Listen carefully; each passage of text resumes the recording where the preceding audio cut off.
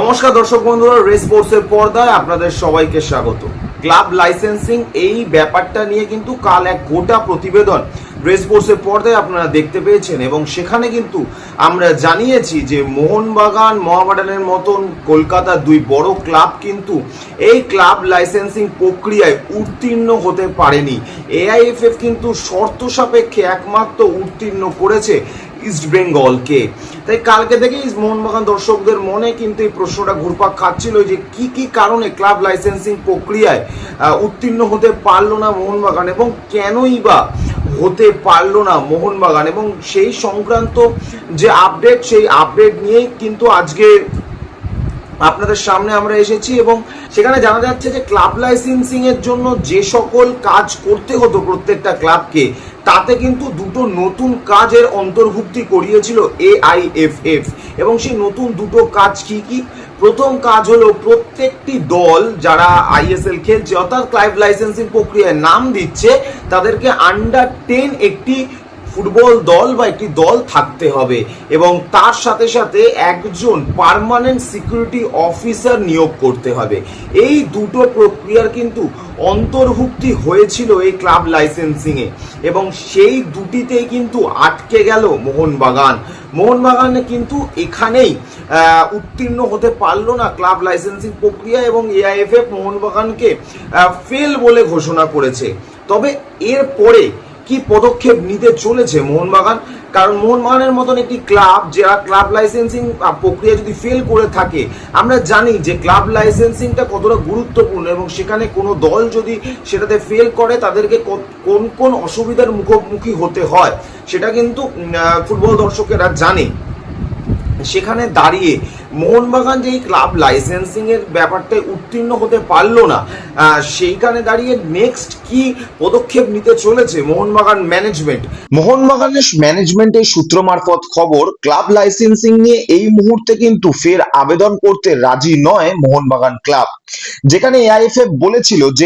যে সকল club licensing fail করেছে তারা আবেদন করতে পারবে, তবে মোহনবাগান কিন্তু এখনই আবেদন করতে রাজি নয়। তারা চিঠি দিতে চলেছে ফেডারেশনকে এবং ফেডারেশনকে এই যে নতুন দুটি বিষয় অন্তর্ভুক্তি ঘটেছে এই দুটি বিষয় নিয়েই চিঠি দিতে চলেছে মোহনবাগান এবং তার উত্তর পাওয়ার পর কিন্তু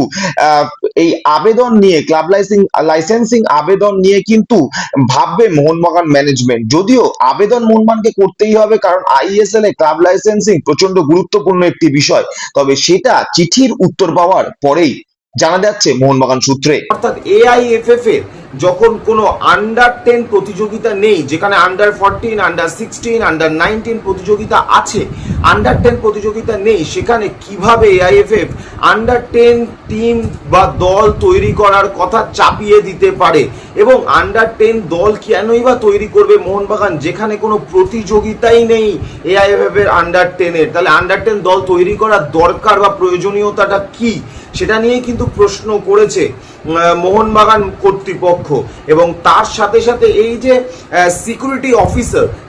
অফিসার বিষয়ে কিন্তু মোহনবাগান চিঠিতে জানিয়েছে যে আইএসএল নিয়ে শেষ কয়েক বছর অর্থাৎ এই বছর এবং সামনের বছরও যে টালবাহানা চলছে এবং যার কোনো গাইডলাইনই ঠিক নেই, সেখানে দাঁড়িয়ে আইএসএল কত সময় ধরে হবে, আদেও হবে কিনা, কিভাবে এগোবে আইএসএল, কটা দল খেলবে, কি হোম অ্যাবের কি পদ্ধতি হবে। এবারে আমরা যেমন দেখতে পেলাম যে হোম অ্যাবে পদ্ধতিটা সম্পূর্ণ আলাদা ছিল, সেখানে মাত্র 13টা ম্যাচ, হোম অ্যাবে ম্যাচের কোনো সামঞ্জস্য কিন্তু এবারে ছিল না। সেই রকমই যদি সামনের বছরও হয় তাহলে কি হতে চলেছে, যেহেতু আইএসএল এর কোনো ক্লাব মোহনবাগান সহ জানেই না যে আইএসএল সামনের বছর কিরকম ভাবে হতে চলেছে এবং তার সাথে সাথে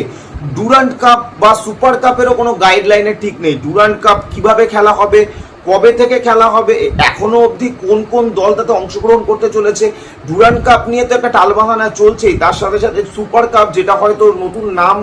চেঞ্জ করে ফেডারেশন কাপ হতে পারে, সেটা নিয়েও কোনো ক্লিয়ার পিকচার কিন্তু মোহনবাগানের কাছে নেই এবং সেই কারণের জন্যই মোহনবাগান জানিয়েছে যে আমরা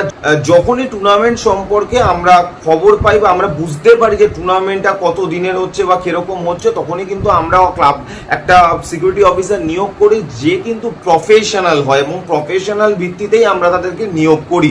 সেইখান থেকে দাঁড়িয়ে যখন গাইডলাইন নেই আমাদের কাছে যে এর সামনের ফুটবল সিজন কিভাবে এগোবে বা ফুটবল সিজনে কি কি টুর্নামেন্ট হতে চলেছে, আইএসএল কতদিনের হতে চলেছে, ডুরান্ড কাপ কবে হতে চলেছে, এই ব্যাপারগুলোর যখন কোনো ক্লিয়ারিটি নেই মোহনবাগান ম্যানেজমেন্টের কাছে, তখন মোহনবাগান ম্যানেজমেন্ট সেটা নিয়েও কিন্তু প্রশ্ন করেছে এআইএফএফ কে। এবং মোহনবাগান যে চিঠি ফেডারেশনকে দিয়েছে, সেই চিঠির উত্তর পাওয়ার পরেই কিন্তু ক্লাব লাইসেন্সিং এর ব্যাপারে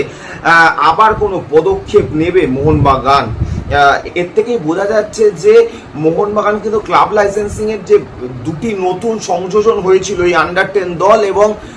সিকিউরিটি অফিসার, এই দুটি ব্যাপার নিয়ে বেশ কড়া ভাষায় কিন্তু প্রশ্ন জিজ্ঞেস করেছে ফেডারেশনকে।